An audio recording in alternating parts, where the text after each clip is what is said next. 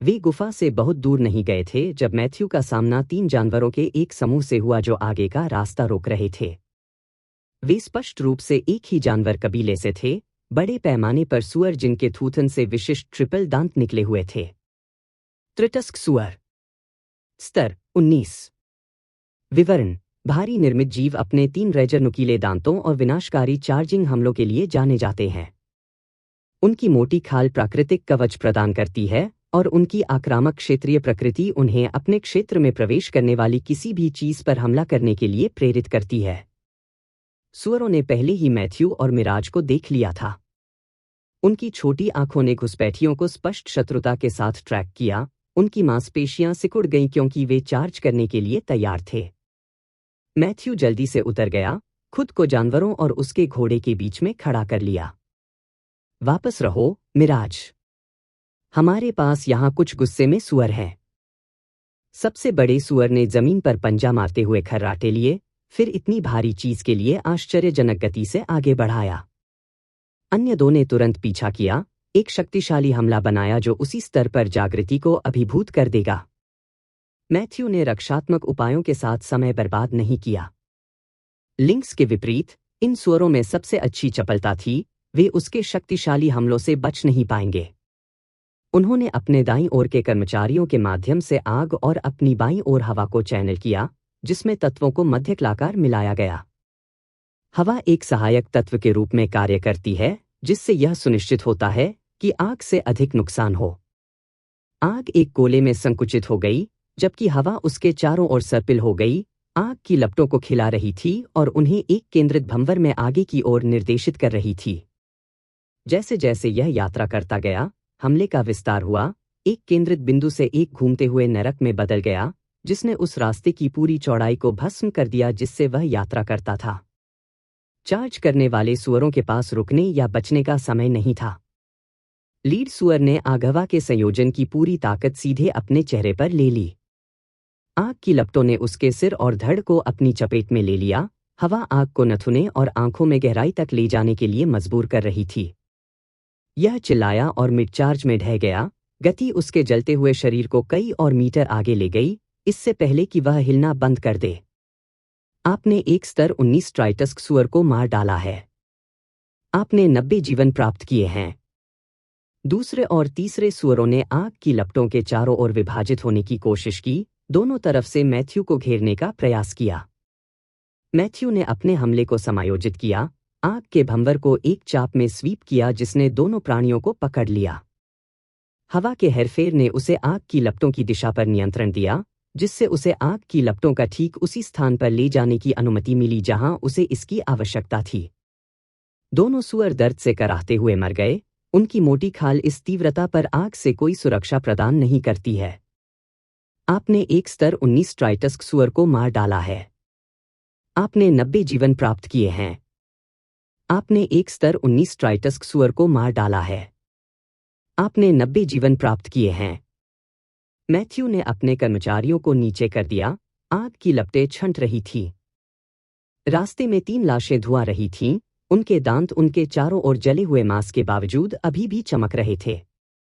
यह एक त्वरित, कुशल लड़ाई थी। ठीक उसी तरह जब वह नियमित भीड़ से लड़ रहा था तो वह मुठभेड़ों को पसंद करता था। उन्होंने तीनों शवों को अपनी स्थानिक अंगूठी में जमा कर लिया। अकेले दांतों से अच्छा पैसा मिलता था और इस स्तर के प्राणियों का मांस उच्च श्रेणी के राशन तैयार करने के लिए मूल्यवान था। मैथ्यू ने मिराज को फिर से स्थापित किया और शिकार के मैदान में गहराई तक जारी रखा।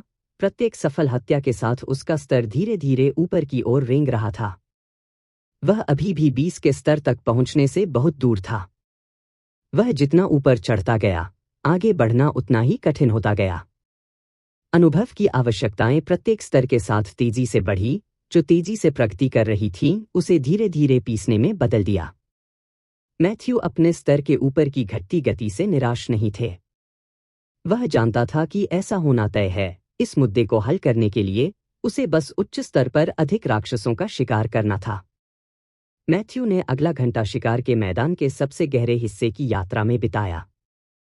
वह जितना गहरा गया, उसे उतने ही कम जानवरों का सामना करना पड़ा। उनकी आभा जानबूझकर जारी की गई थी। आसपास की किसी भी चीज के लिए एक स्पष्ट चुनौती। वह चाहता था कि जानवर उससे लड़े, उसकी ताकत के खिलाफ खुद को परखे।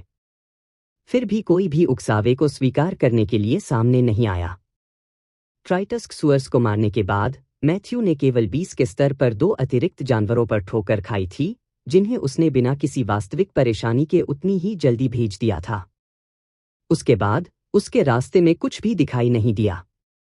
क्षेत्र भयानक रूप से खाली महसूस कर रहा था, जैसे कि किसी चीज ने स्थानीय वन्यजीवों को दूर कर दिया हो या इस क्षेत्र पर इतने प्रभावशाली रूप से दावा किया हो कि अन्य प्राणियों ने पास जाने से इनकार कर दिया हो।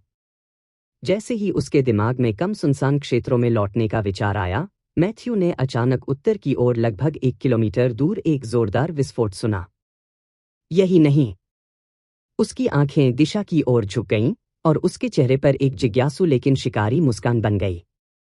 आखिरकार कुछ कार्रवाई। बिना किसी हिचकिचाहट के मैथ्यू ने धीरे से मिराज को ध्वनि की ओर निर्देशित किया। चलो चलते हैं, दोस्त। हमारे पास जांचने के लिए कुछ है। मिराज ने जवाब में हिनहिनाने लगा। मैथ्यू द्वारा इंगित दिशा में विस्फोटक रूप से चार्ज करने से पहले अपने पैरों को उठाया। ऐसा लग रहा था कि घोड़ा मैथ्यू के उत्साह को खिला रहा है, उसकी गति तेज हो रही है। जैसे जैसे मैथ्यू स्रोत के करीब आया, दहाड़ने की आवाज और तराजू के खिलाफ हथियारों के टकराने की आवाज बढ़ती गई। जानवर मानव चिल्लाहट के साथ मिश्रित रोता है, जिससे शुद्ध अस्तित्व की एक अराजक सिम्फनी बनती है। यही नहीं, एक और विस्फोट हुआ। यह इतना शक्तिशाली था कि मैथ्यू ने इस दूरी से भी हवा के माध्यम से शॉकवेव लहर को महसूस किया। तो इसमें एक अग्नि जादूगर शामिल है, मैथ्यू ने विस्फोट की विशेषताओं का विश्लेषण करते हुए सोचा। संभवतः ध्वनियों की विविधता के आधार पर जागृति करने वालों का एक समूह। उसने धीरे से मिराज की तरफ थपथपाया, घोड़े को धीमा करने और अंततः रुकने का संकेत दिया। वे अब कार्रवाई से लगभग 200 मीटर दूर थे।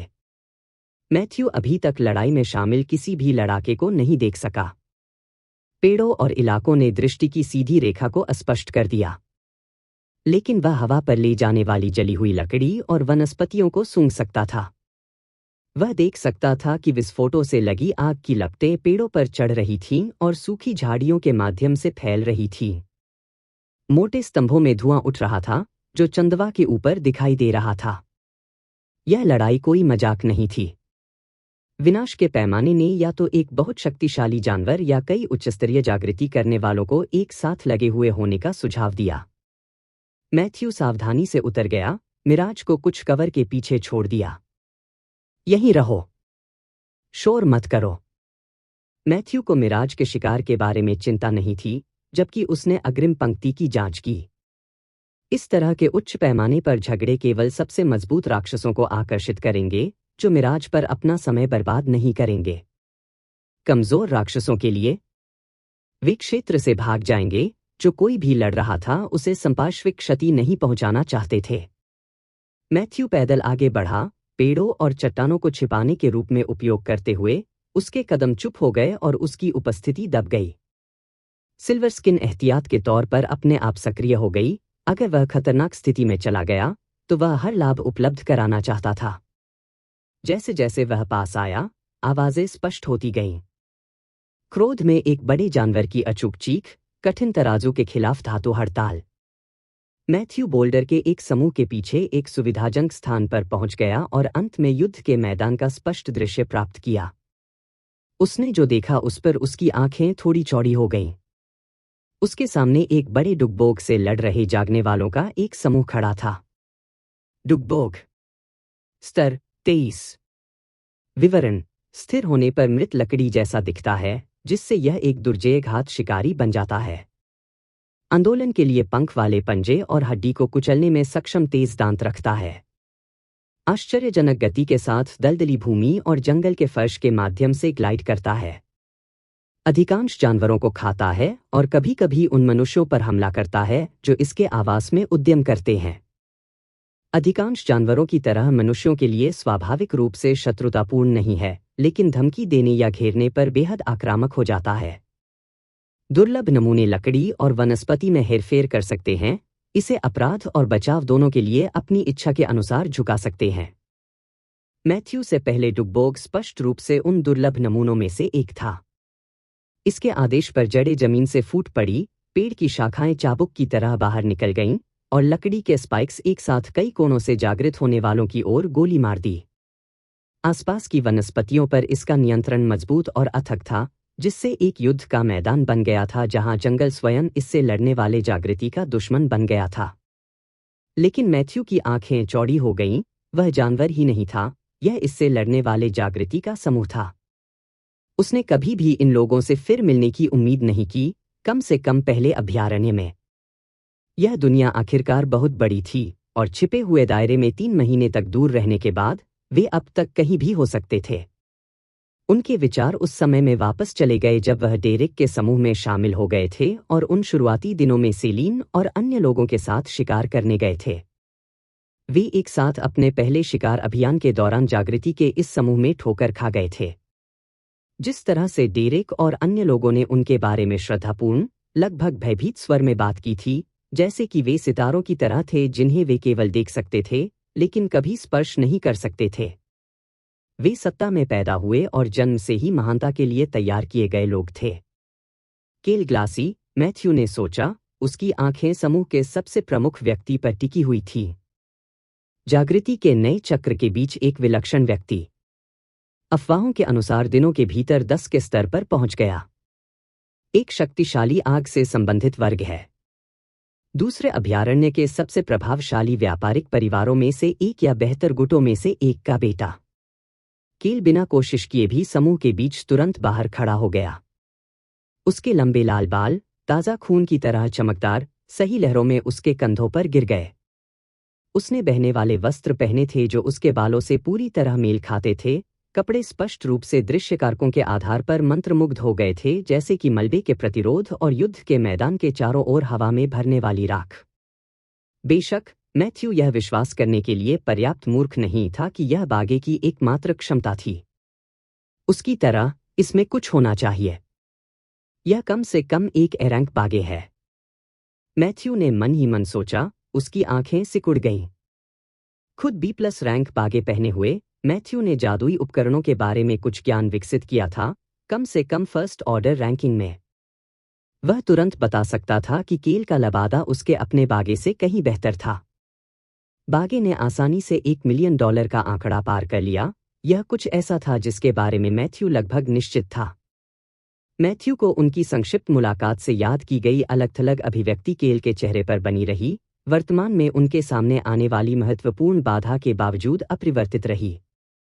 उन्होंने अत्यधिक ध्यान के साथ लड़ाई लड़ी, उनका अग्नि जादू विनाशकारी रूप से शक्तिशाली था और उनकी हरकतें सटीक और कुशल थीं। ऐसा लग रहा था जैसे शिकार के अलावा और कुछ मायने नहीं रखता।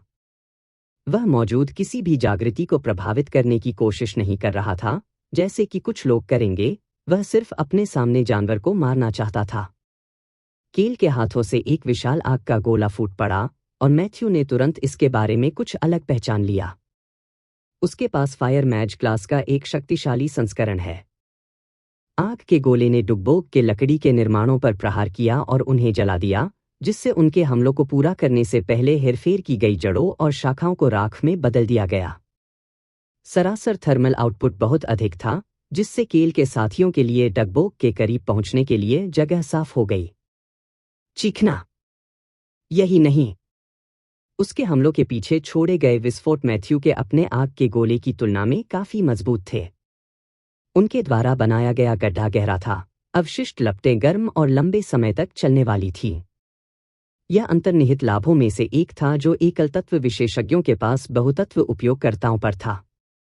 उनकी कक्षाएं चौड़ाई के बजाय गहराई के लिए डिजाइन की गई थीं, जो उनके अंतर्निहित तत्व में अधिक शक्ति के लिए बहुमुखी प्रतिभा का त्याग करती थी। मैथ्यू ने सेलिन एलिमेंटल मैथ से जिस वर्ग की नकल की थी, वह अविश्वसनीय रूप से शक्तिशाली थी, लेकिन शुद्ध विनाशकारी उत्पादन के कारण नहीं, बल्कि इसकी बहुमुखी प्रतिभा के कारण। आग, पृथ्वी, पानी और हवा का उपयोग करने में सक्षम होने का मतलब लगभग किसी भी स्थिति के लिए उपकरण होना था। मल्टी एलिमेंट मैगर्स जानवरों में मौलिक कमजोरियों का फायदा उठाने में सक्षम थे। ऐसे संयोजन हमले बनाना जो एकल तत्व उपयोगकर्ता अपने तत्वों के साथ दोहरा नहीं सकते। बेशक, मैथ्यू की अपनी 4 एलिमेंट एफिनिटी को एपिक रैंक 5 एलिमेंट एफिनिटी में विकसित करने की क्षमता एलिमेंटल अटैक को असामान्य रैंक में अपग्रेड करने के साथ मिलकर वर्ग की आक्रामक क्षमताओं को काफी हद तक बढ़ा दिया था जो सेलिन खुद हासिल कर सकती थी। उनके हमले विशिष्ट बहुतत्व जादूगरों की तुलना में कठिन थे क्योंकि उनके कौशल रैंक बस बेहतर थे। लेकिन केल की क्लास अलग थी। यह एक अद्वितीय विशेष अग्निवर्ग था जो अधिकतम थर्मल क्षति और विस्फोटक बल प्रदान करता था। मन के हर बिंदु को उन्होंने आग के जादू में निवेश किया, एक सामान्यवादी की तुलना में अधिक उत्पादन लौटाया। हालांकि अकेले ही मैथ्यू द्वारा देखे जा रहे शक्ति अंतर की पूरी तरह से व्याख्या नहीं की गई थी। उनका स्तर भी ऊंचा है। मैथ्यू यह भी बता सकता था कि केल 25 के स्तर पर पहुंच रहा था। वह जितना मन खर्च कर रहा था उससे पता चलता था कि उसका मन पूल काफी बड़ा था। उनकी गति, प्रतिक्रिया समय, जिस तरह से उन्होंने युद्ध के मैदान की गति से निपटा, उनके बारे में सब कुछ इंगित करता है कि वह कम से कम 23 स्तर का था, शायद 24 भी। स्तर के अंतर काफी मायने रखते हैं। प्रत्येक स्तर ने आधार विशेषताओं में वृद्धि की, मन भंडार का विस्तार किया और कौशल की प्रभावशीलता को बढ़ाया। एक विशेष वर्ग के साथ एक स्तर 20 अग्नि जादूगर स्वाभाविक रूप से एक स्तर 19 सामान्यवादी की तुलना में अधिक नुकसान का उत्पादन करेगा, भले ही सामान्यवादी के पास उच्च गुणवत्ता वाले कौशल हों। क्योंकि 20 के स्तर पर एक जादूगर ने न केवल प्रत्येक विशेषता के लिए एक विशेषता बिंदु प्राप्त किया, बल्कि उसे 5 आवंटित विशेषता अंक भी दिए गए थे जो वह मन पर स्वतंत्र रूप से उपयोग कर सकता था। केल द्वारा संचित जीवन और उसके पास छिपी हुई प्रतिभा के माध्यम से अपने स्वयं के कौशल को विकसित करने की संभावना का उल्लेख नहीं करने के लिए। मैथ्यू को पता था कि केल के पास क्षति उत्पादन बढ़ाने से संबंधित प्रतिभा भी हो सकती है। क्या आप झाड़ियों से देख रहे हैं? यदि आप अपने आप को प्रकट नहीं करते हैं, मैं तुम्हें उस झाड़ी के किनारे राख में बदल दूंगा। मैथ्यू की आंखें चौड़ी हो गईं क्योंकि केल की आवाज स्पष्ट रूप से दूर तक चली गई, बिना किसी स्पष्ट प्रयास की युद्ध की आवाज को काट रही थी। क्या वह मेरी उपस्थिति को महसूस करने में सक्षम था? मैथ्यू ने सोचा, उसकी चौंकाने वाली अभिव्यक्ति धीरे धीरे तटस्थ हो रही थी। वह वास्तव में एक विलक्षण व्यक्ति है। ऐसा कोई ही नहीं कर सकता। जब तक उनकी टीम में किसी ने पता लगाने के कौशल के साथ उन्हें बताया। मैथ्यू को यकीन नहीं था कि केल ने अपने स्थान की पहचान कैसे की थी, चाहे अनुभव द्वारा सम्मानित व्यक्तिगत संवेदी क्षमताओं के माध्यम से, एक जादुई वस्तु या पता लगाने के कौशल के साथ एक टीम के साथी की सहायता के माध्यम से। किसी भी तरह से इससे कोई फर्क नहीं पड़ता। चूंकि उसे खोजा गया था, इसलिए उसे खुद को प्रकट करने की जरूरत थी। इसलिए नहीं कि वह केल की धमकी से डरता था, बल्कि सिर्फ इसलिए कि समूह का विरोध करने का कोई मतलब नहीं था जब वह वास्तव में डगबोग के खिलाफ लड़ाई में शामिल होना चाहता था। मैथ्यू अकेले अपनी छिपी हुई स्थिति से बाहर चला गया, यह पुष्टि करते हुए कि वह वास्तव में वही था जिसे अवलोकन करते हुए पकड़ा गया था। अपना व्यवसाय बताएं। केल की टीम में जागृति करने वालों में से एक ने तेजी से बात की, अज्ञात घुसपैठिए को संबोधित करने के लिए क्षण भर के लिए डगबोग से अलग हो गया। वक्ता दोहरी तलवारें चलाने वाला एक लंबा आदमी था, उसका रुख रक्षात्मक और सावधान था। उसकी आंखें मैथ्यू की हर हरकत पर नजर रखती थीं, शत्रुतापूर्ण इरादे के संकेतों की खोज कर रही थीं। किसी भी पक्ष ने एक दूसरे पर भरोसा नहीं किया, क्योंकि वे दोनों एक मूल सिद्धांत को समझते थे, विश्वास अर्जित किया गया था, नहीं दिया गया। जब उन्हें नुकसान पहुंचाने की थोड़ी सी भी अनुमति दी जाती है, तो मनुष्यों ने एक क्रूर पक्ष का खुलासा किया जो सबसे अधिक समझता था, खासकर कुछ नियमों या परिणामों वाली दुनिया में। जब लोगों ने लाभ देखा, तो वे इसे आगे बढ़ाने से खुद को नहीं रोक सके। जब उन्होंने नुकसान देखा, तो वे मदद नहीं कर सके लेकिन इससे बच सके। यदि पुरस्कार पर्याप्त होते, तो लोग उनके लिए अपनी जान जोखिम में डालते। अगर सजा कड़ी होती तो लोग सत्ता में रहते हुए भी झुक जाते। जो लोग दूसरों पर लापरवाही से भरोसा करते थे, उन्हें दूसरों द्वारा नियंत्रित किया जाता था। दोहरी तलवार चलाने वाला इस वास्तविकता को स्पष्ट रूप से समझ गया। उनकी स्थिति ने मैथ्यू को अपने लिए भागने के मार्गों को बनाए रखते हुए एक नुकसानदेह कोण पर रखा। ऐसा लगता है कि आपको उस जानवर से निपटने में मदद की जरूरत है। यह काफी शक्तिशाली है। मैं आपके साथ क्यों नहीं जुड़ता? मैथ्यू ने अपने स्वर को आकस्मिक लेकिन आत्मविश्वास से रखा, हताशा के बजाय क्षमता का प्रदर्शन किया। मैथ्यू बिना किसी कारण के बाहर नहीं गया था। इस लड़ाई में शामिल होने के लिए उनका एक बहुत ही महत्वपूर्ण मकसद था, लेकिन वास्तव में खुद को प्रकट करने से पहले कुछ और मिनट इंतजार करना होगा। दोहरी तलवार जागृत करने वाले ने मैथ्यू को एक लंबे समय तक देखा, जैसे कि यह पता लगाने की कोशिश कर रहा हो कि वह झूठ बोल रहा था या सच बोल रहा था। उसकी आंखें मैथ्यू के उपकरणों, कर्मचारियों, लबादे पर टिकी थीं, जो उसकी शक्ति और खतरे के स्तर के बारे में सुराग खोज रही थी। उसे शामिल होने दो। जीवन और अनुभव साझा करने वाला एक और व्यक्ति चोट नहीं पहुंचाएगा। केल की धीमी आवाज युद्ध के मैदान में गूंज उठी क्योंकि उसने डगबोग की ओर एक और शक्तिशाली अग्नि मंत्र भेजा। बड़े पैमाने पर आग के गोले ने जानवर की लकड़ी की सुरक्षा को मारा, इससे पहले कि वे अपनी टीम के सदस्यों में से एक की ओर अपना हमला पूरा कर सकें। हेरफेर की गई जड़ों की एक और लहर को जला दिया। हालांकि केल के अग्नि तत्व ने स्वाभाविक रूप से डगबोग द्वारा नियोजित लकड़ी के हेरफेर का मुकाबला किया, फिर भी जानवर ने इस वातावरण में लाभ उठाया।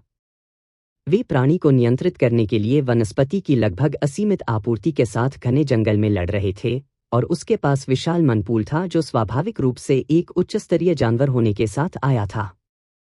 डगबोग अनिश्चित काल तक हमलों का व्यापार कर सकता था, जबकि जागृति करने वालों का मन लगातार समाप्त हो रहा था। मैथ्यू थोड़ा मुस्कुराया क्योंकि दोहरी तलवार जागृत करने वाला अंत में बोलने से पहले एक और पल के लिए उसे घूरता रहा। कुछ भी बेवकूफ़ी की कोशिश मत करो। आपको इसका पछतावा होगा। मेरा ऐसा करने का कोई इरादा नहीं है, मैथ्यू ने समान रूप से उत्तर दिया। जागृति करने वाले ने रुखाई से सिर हिलाया और अपना ध्यान डगबोग पर लौटाया। हालांकि मैथ्यू ने देखा कि उसने मैथ्यू को अपनी परिधीय दृष्टि में रखने के लिए थोड़ा बदल दिया था। मैथ्यू को कोई आपत्ति नहीं थी, बल्कि वह संतुष्ट था। वह एक टीम के साथी के लिए मूर्ख नहीं चाहता था, जिससे निपटना मुश्किल होगा। मैथ्यू डगबोग से लगभग 10 मीटर की दूरी पर रुकते हुए सक्रिय युद्ध क्षेत्र के करीब चला गया। उसे सार्थक रूप से योगदान करने के लिए पर्याप्त करीब होने की आवश्यकता थी, लेकिन जानवर की सबसे खतरनाक नज़दीकी क्षमताओं से बचने के लिए पर्याप्त रूप से दूर था। यद्यपि वर्तमान प्राथमिक खतरा लकड़ी का हेरफेर था, जैसे कि जड़ें अप्रत्याशित रूप से फूटना, भयानक बल के साथ शाखाएं मारना, अप्रत्याशित कोणों से लकड़ी के स्पाइक्स लॉन्च करना। डगबोग का भौतिक शरीर खतरनाक बना रहा। वे जबड़े आसानी से हड्डी को कुचल सकते थे। यह एक स्तर 23 रैंक जानवर था, जो विंड लिंक्स से भी अधिक शक्तिशाली था जिससे उसने पहले लड़ाई लड़ी थी। हालांकि संभवतः अपने बड़े शरीर, द्रव्यमान और तत्व के कारण फुर्तीले नहीं थे, यह कहीं अधिक टिकाऊ था और निश्चित रूप से एक मजबूत पंच पैक किया गया था। इसकी मोटी खाल ने केल के हमलों से झुलसने के निशान दिखाए, लेकिन अभी तक कोई गंभीर मर्मज्ञ क्षति नहीं हुई। मैथ्यू ने टीम की संरचना और रणनीति की पहचान करते हुए युद्ध के मैदान का जल्दी से आकलन किया। केल ने प्राथमिक क्षति डीलर के रूप में कार्य किया, मध्यम दूरी से विनाशकारी आग का जादू किया।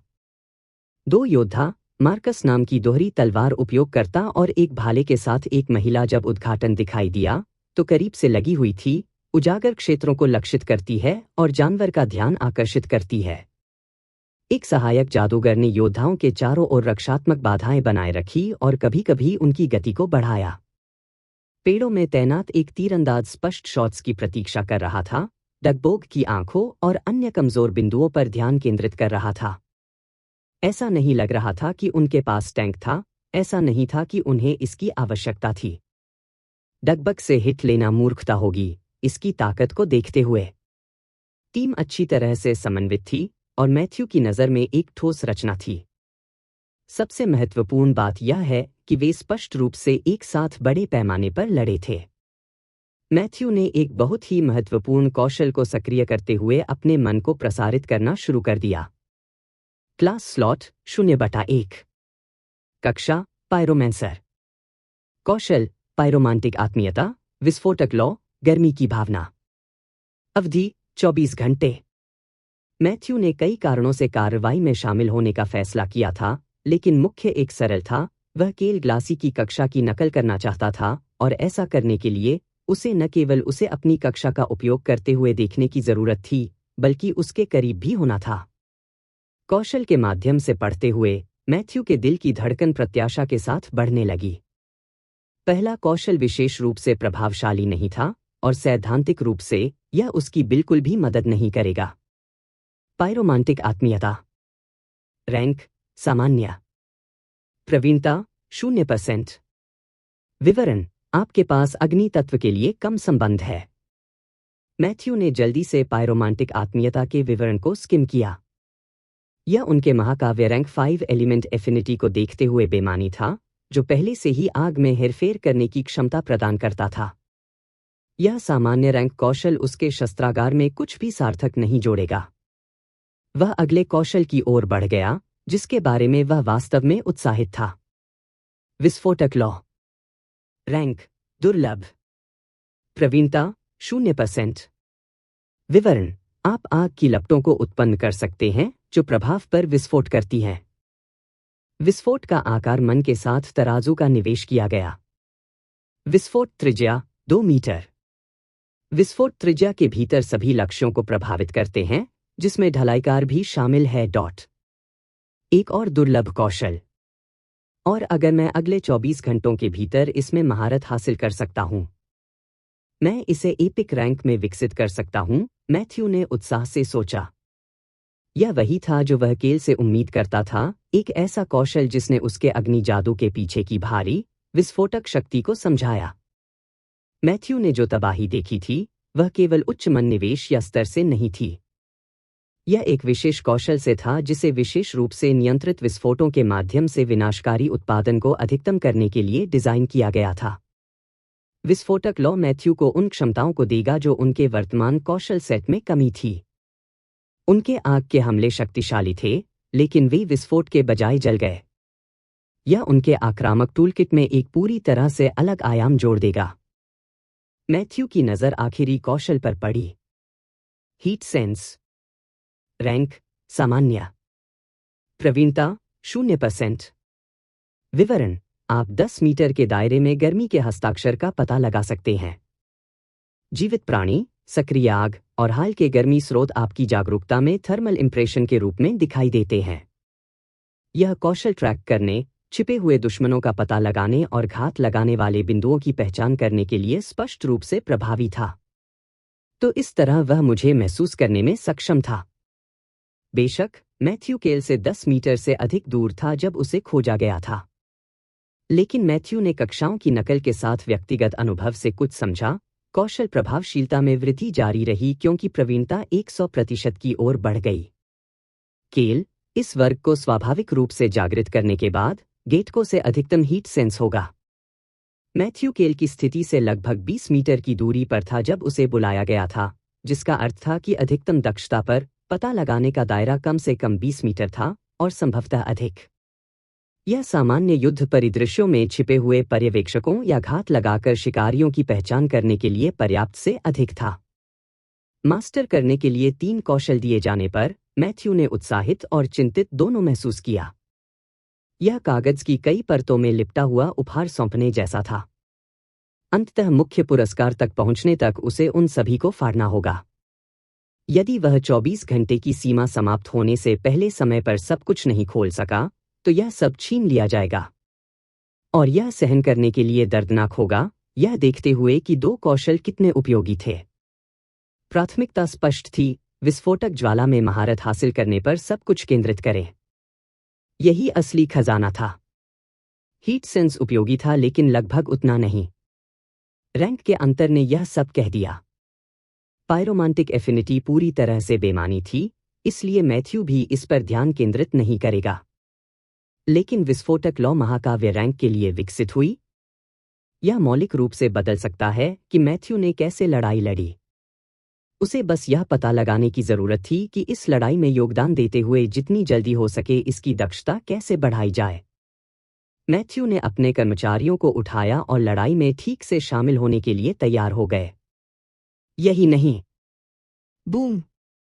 मैथ्यू ने अपने नए विस्फोटक लौ कौशल को प्रसारित किया, जिससे आग के गोले बने जो केल के हमलों के साथ साथ डगबोग की लकड़ी की सुरक्षा या उसके चारों ओर की जमीन के प्रभाव में विस्फोट हो गए।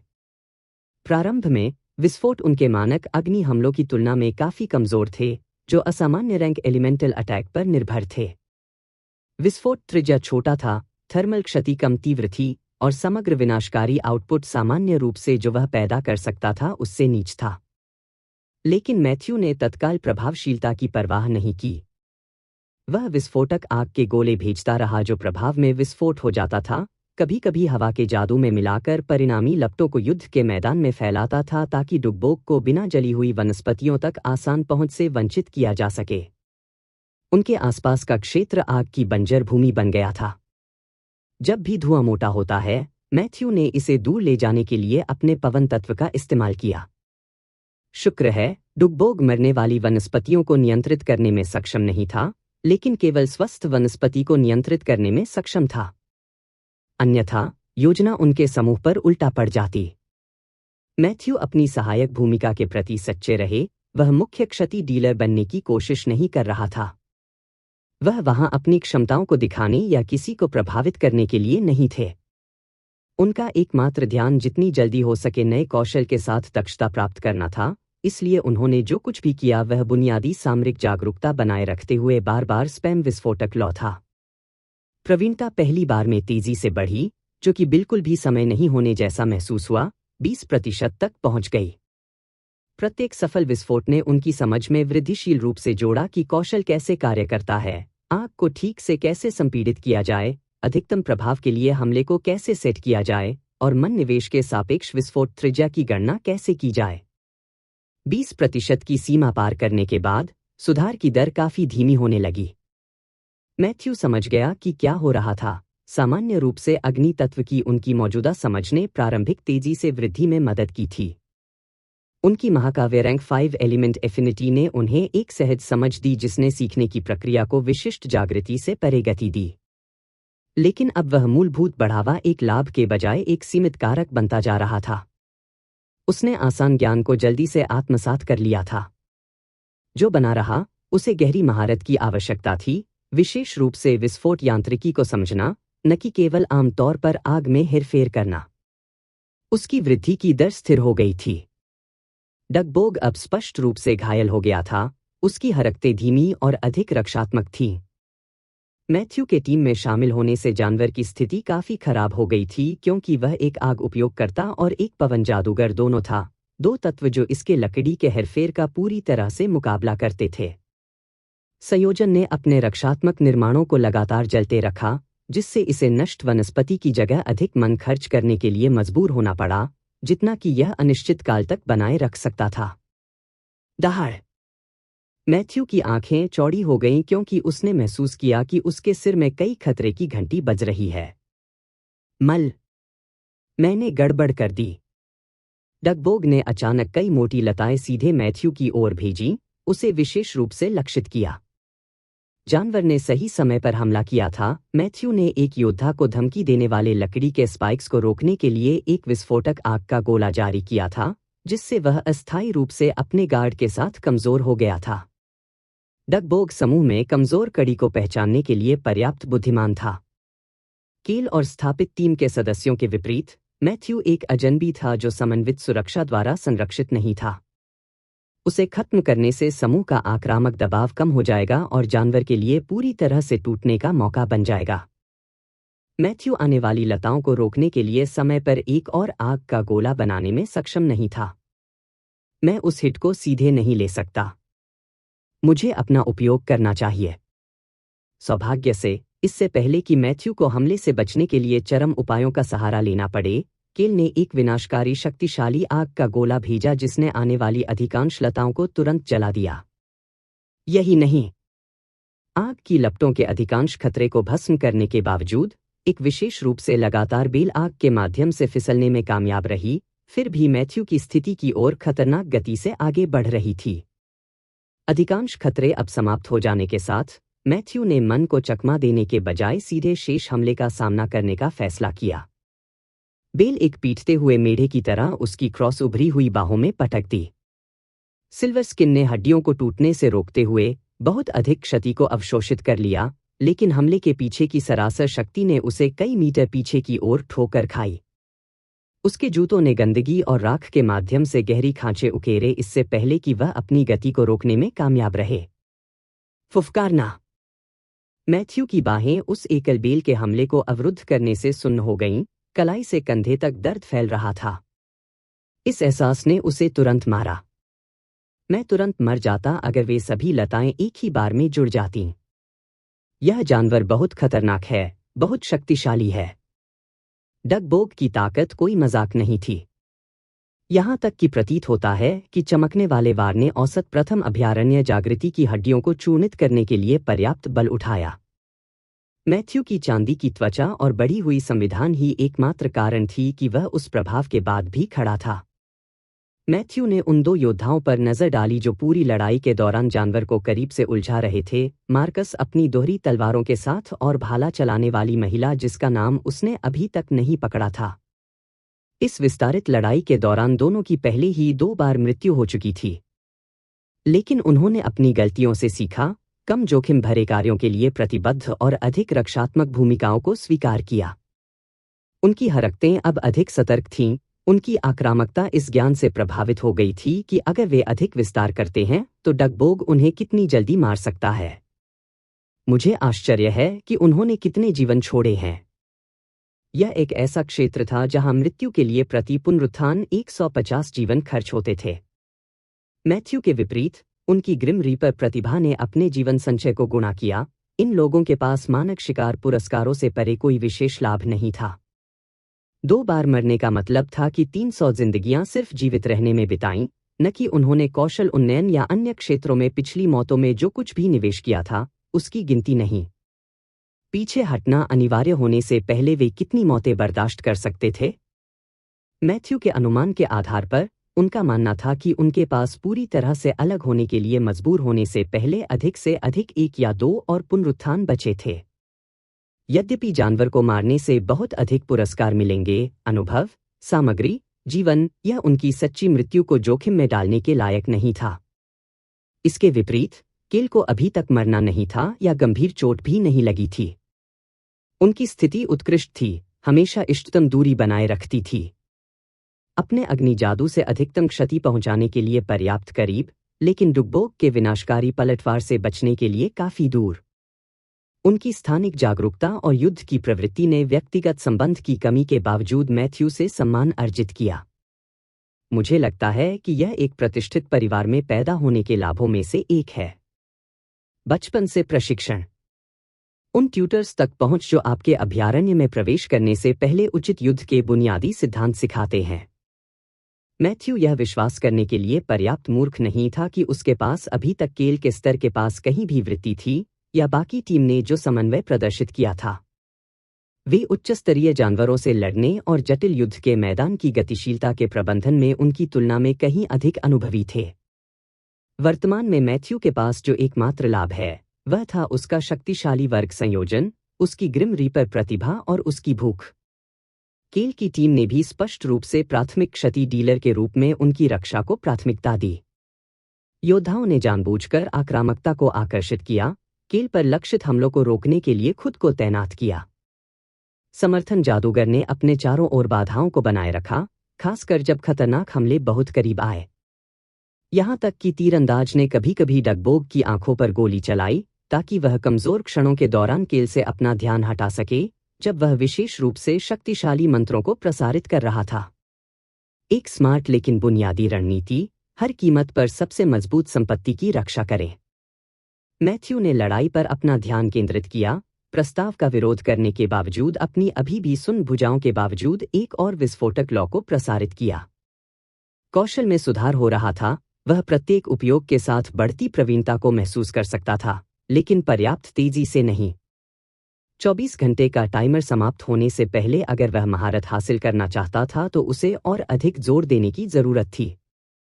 मैथ्यू ने अपना अथक हमला जारी रखा, तेजी से हताश डुगबोग की ओर विस्फोट के बाद विस्फोट भेजा। प्रत्येक विस्फोट ने पृथ्वी में गड्ढे बनाए, हेरफेर की गई वनस्पति को टुकड़े टुकड़े कर दिया और धीरे धीरे जानवर की सुरक्षा को कम कर दिया। डगबोग के पास विकल्प खत्म हो रहे थे। इसके मन भंडार, विशाल होते हुए भी, अनंत नहीं थे। आसपास की वनस्पति, जबकि प्रचुर मात्रा में थी, जानवर की तुलना में व्यवस्थित रूप से तेजी से नष्ट हो रही थी, अपने शस्त्रागार को फिर से भर सकता था। और मैथ्यू के पास एक्सप्लोसिव फ्लेम में महारत हासिल करने का अवसर भी समाप्त हो रहा था। क्लास की नकल किए 2 घंटे पहले ही बीत चुके थे। आखिरकार मैं चाहता हूं कि आप मुख्य आक्रामक भूमिका निभाएं। युद्ध के मैदान की अराजकता के बावजूद केल की धीमी आवाज मैथ्यू के कानों में प्रवेश कर गई। मैथ्यू ने सिर हिलाने से पहले एक संक्षिप्त क्षण के लिए अपनी भौं उठाई। हालांकि उन्हें यकीन नहीं था कि केल ऐसा अनुरोध क्यों करेंगे। उनका मानना था कि ग्लासी समूह के उत्तराधिकारी के पास पूरी लड़ाई के दौरान केल के अवलोकन के आधार पर एक कारण था। ठीक है, लेकिन जल्दी करो। मैं इसे लंबे समय तक नहीं रख पाऊंगा, मैथ्यू ने जवाब दिया, क्योंकि उसने स्थिति बदल दी और जानवर पर दबाव बनाए रखने के लिए और अधिक मन इकट्ठा करना शुरू कर दिया। केल ने मौखिक रूप से जवाब नहीं दिया, लेकिन उनकी बॉडी लैंग्वेज ने पर्याप्त कहा। वह पहले से ही अग्रिम पंक्ति से पीछे हट रहा था। उसके कर्मचारी कम हो रहे थे क्योंकि उसने कुछ चैनल करना शुरू कर दिया था। जैसे ही मैथ्यू ने मुख्य क्षति की भूमिका संभाली, स्थिति तुरंत और अधिक कठिन हो गई। केल अब उनके साथ हमला नहीं कर रहा था, उसने पहले से ही अपनी आंखें बंद कर ली थीं और कुछ ऐसा तैयार करना शुरू कर दिया था जिसके लिए उसकी पूरी एकाग्रता की आवश्यकता थी। मैथ्यू ने बढ़ती कठिनाइयों के बावजूद डुगबोग से लड़ने के लिए विस्फोटक ज्वाला का उपयोग करना जारी रखा। यहाँ के अन्य लोगों के विपरीत, वह विशुद्ध रूप से अनुभव या जीवन के लिए नहीं लड़ रहा था। वह लड़ रहा था क्योंकि वह जानता था कि अनावश्यक रूप से अपनी जान जोखिम में डाले बिना इतना शक्तिशाली पंचिंग बैग ढूंढना मुश्किल होगा। डगबोग उसे धक्का देने के लिए काफी मजबूत था, लेकिन इतना भारी नहीं था कि वह दूसरों की मदद करने के साथ जीवित नहीं रह सका। यह सही प्रशिक्षण की स्थिति थी, इसलिए उन्होंने इसका पूरा फायदा उठाया। वह कौशल को लगातार स्पैम करता रहा और कभी-कभी अपनी गति और पैठ बढ़ाने के लिए हवा के हेरफेर का उपयोग करके हमलों को मजबूत करता था। प्रत्येक विस्फोट ने डगबोग की सुरक्षा को दूर कर दिया, जिससे उसे फिर से पहल करने से रोका जा सका। मोर्चे पर 2 योद्धा भी अधिक रक्षात्मक हो गए। वे पहले की तरह आक्रामक रूप से हमला नहीं कर रहे थे, यह समझते हुए कि जिस अजनबी को उन्होंने अपने समूह में आने की अनुमति दी थी, वह लगभग उतना नुकसान नहीं पहुंचाएगा जितना कि उनकी टीम की प्रतिभा थी। उनकी भूमिका अपराध से शुद्ध रक्षा में स्थानांतरित हो गई थी। जब तक कि केल ने जो कुछ भी तैयार कर रहा था उसे पूरा नहीं कर लिया, तब तक डुगबोग को व्यस्त रखा। 10 सेकंड की गहन एकाग्रता के बाद केल की आंखें खुल गईं।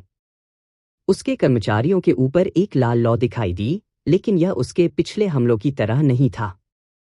नीले रंग के संकेत लाल रंग के साथ मिश्रित होते हैं, जिससे असंख्य रंग बनते हैं। लौ काफी बढ़ने लगी, मुट्ठी के आकार से सेकंड के भीतर किसी व्यक्ति के धड़ के आकार तक फैल गई। तकनीक से निकलने वाली गर्मी इस हद तक बढ़ गई कि डगबोग सहित सभी ने केल के कर्मचारियों में बनने वाली अपार ऊर्जा को महसूस किया। तापमान इतना नाटकीय रूप से बढ़ गया कि आसपास की वनस्पति आग की लपटों को छुए बिना भी अनायास प्रज्वलित हो गई। घटनास्थल पर मैथ्यू की आंखें चौड़ी हो गईं। क्या उसे किसी प्रकार की सफलता मिली? वह कैसे संभव है? मैथ्यू लगभग 2 घंटे से केल के साथ लड़ रहे थे। वह जानता था कि युवक की लपटें कितनी शक्तिशाली थीं, उनकी विनाशकारी क्षमता को प्रत्यक्ष रूप से देखा था। लेकिन यह लौ पूरी तरह से दूसरे स्तर पर थी। अकेले मन घनत्व भयानक था और मैथ्यू को यकीन था कि यह किसी भी कौशल का हिस्सा नहीं था, क्योंकि उसने केल के सभी कौशल की नकल की थी। जिसका मतलब था कि केल ने शायद लड़ाई के दौरान ही अपनी समझ में किसी प्रकार की सफलता हासिल की थी।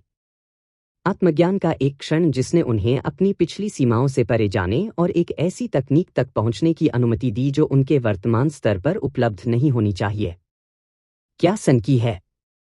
मैथ्यू ने बढ़ती आग से प्रभावित होकर मन ही मन सोचा। फिर उसकी नजर डगबोग की ओर मुड़ गई। जानवर ने खतरे को पहचान लिया। इसकी प्रवृत्ति ने चेतावनी दी क्योंकि उसने इकट्ठा करने की शक्ति को महसूस किया। लकड़ी के निर्माण एक साथ हर दिशा से फूट पड़े, सभी पूरा होने से पहले तकनीक को बाधित करने के लिए एक हताश प्रयास में केल की स्थिति की ओर अभिसरण कर रहे थे। उस समय सभी ने एक ही विचार साझा किया, केल की रक्षा करें। मैथ्यू ने तुरंत विस्फोटक लपटों की एक बौछार की, आने वाली लकड़ी की स्पाइक्स और लताओं को अपने लक्ष्य तक पहुंचने से पहले विस्फोट कर दिया। समर्थन जादूगर ने कई अतिव्यापी बाधाओं को खड़ा किया। योद्धाओं ने खुद को जीवित ढाल के रूप में तैनात किया, जो फिसलने वाली किसी भी चीज को रोकने के लिए तैयार थे। तीरंदाज ने डुगबोक के चेहरे पर तीरों की बारिश की, जिससे उसे आंशिक रूप से अपनी आंखें बंद करने के लिए मजबूर होना पड़ा और उसका समन्वय बाधित हो गया। जानवर ने कुछ मौलिक स्तर पर यह समझते हुए बुरी तरह से पीटा कि अगर यह हमला पूरा हो गया तो लड़ाई खत्म हो गई। लेकिन तब तक बहुत देर हो चुकी थी। कील की लौ का निर्माण समाप्त हो गया था, लाल और नीली आग का एक घूमता हुआ गोला। हटो, कील ने चुपचाप कहा। हर कोई तुरंत तितर-बितर हो गया, जिससे आतिशबाजी और जानवर के बीच की दृष्टि रेखा साफ हो गई। कील और जानवर ने एक संक्षिप्त क्षण में आंखें बंद कर लीं, जो तब तक फैली हुई जब तक कि कील ने तकनीक जारी नहीं की। गोला आगे बढ़ा, एक सामान्य आग के गोले की तरह तेजी से नहीं, लेकिन असीम रूप से अधिक उपस्थिति के साथ। इसने डगबोग की दूरी पार कर ली और निकटता के कारण जानवर चकमा देने में असमर्थ था। जैसे ही गोले ने संपर्क किया, एक चकाचौंध करने वाली चमक ने सभी की आंखें बंद कर लीं। मैथ्यू को यह समझने के लिए कड़ी मेहनत करनी पड़ी कि क्या हो रहा है। बूओ! यह विस्फोट मैथ्यू द्वारा पहले देखी गई किसी भी चीज से परे था। लौ का एक मशरूम बादल ऊपर की ओर फूट पड़ा, जिसने डगबोग को पूरी तरह से भस्म कर दिया। शॉकवेव ने दूरी के बावजूद मैथ्यू को पीछे की ओर खटखटाया, गर्मी ने उसे कुछ समय के लिए धो दिया। विस्फोट के 15 मीटर के भीतर के पेड़ बस चले गए, भारी गर्मी से तुरंत वाष्पीकृत हो गए। परे के लोग मशालों की तरह जल रहे थे, आग की लपटें जंगल में तेजी से फैल रही थीं और हवा को धुएं और राख से भर रही थीं। जब प्रकाश अंततः फीका पड़ गया और मैथ्यू फिर से देख सकता था, तो 10 मीटर चौड़ा और कई मीटर गहरा एक बड़ा गड्ढा बन गया था जहां डगबोग खड़ा था।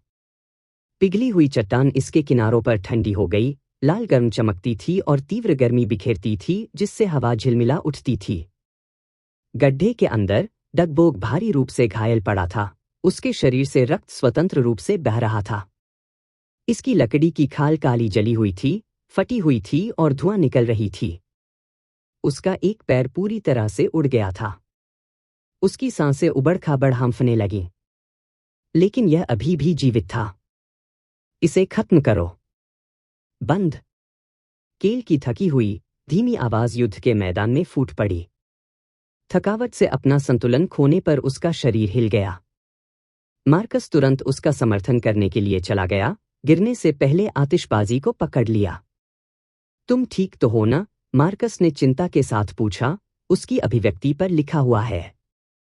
केल ने उसका सिर पकड़ लिया जैसे कि वह दर्द से फटने वाला हो। मैं ठीक हूं। बस जाओ, इसे खत्म करो। यह मरा नहीं है। अभी तक। मार्कस ने केल को क्रेटर के किनारे से सुरक्षित रूप से एक पेड़ के तने के खिलाफ बैठने में मदद की, फिर मरते हुए जानवर पर अभिसरण करने वाली टीम के बाकी सदस्यों में शामिल होने के लिए नीचे कूद गया। मैथ्यू ने पहले ही हमला करना शुरू कर दिया था, बिना किसी दया के प्राणी की ओर लगातार विस्फोटक लपटें भेज रहा था। प्रत्येक विस्फोट ने कमजोर मांस को फाड़ दिया, नए घाव खोल दिए और डगबोग को मौत के करीब धकेल दिया। जानवर ने आखिरी बार आसपास की लकड़ी में हेरफेर करने की कोशिश की, लेकिन उसके मन भंडार समाप्त हो गए और उसका नियंत्रण टूट गया। 10 सेकंड की निरंतर बमबारी के बाद जानवर आखिरकार अपनी चोटों के कारण दम तोड़ दिया। उसकी आंखों की रोशनी तब तक मंद हो गई जब तक कि वह धुंधली नहीं हो गई। आपने 23 डुगबोग के स्तर को मार डाला है।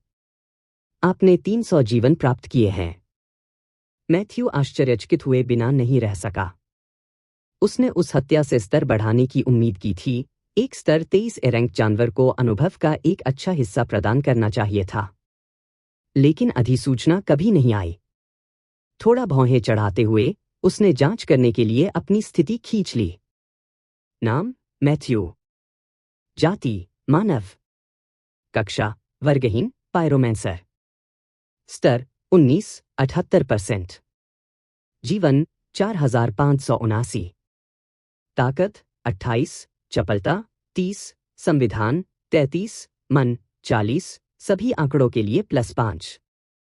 विशेषता अंक 5। कौशल, मौलिक हमला, 5 तत्व आत्मीयता, दृढ़ता, चांदी की त्वचा।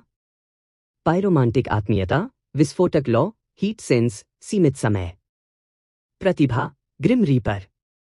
कक्षा कौशल, कक्षा स्लॉट 1/1। 78%। स्तर 20 से सिर्फ 22% दूर, लेकिन उस अंतिम धक्का के लिए कई और उच्च स्तरीय हत्याओं की आवश्यकता होगी।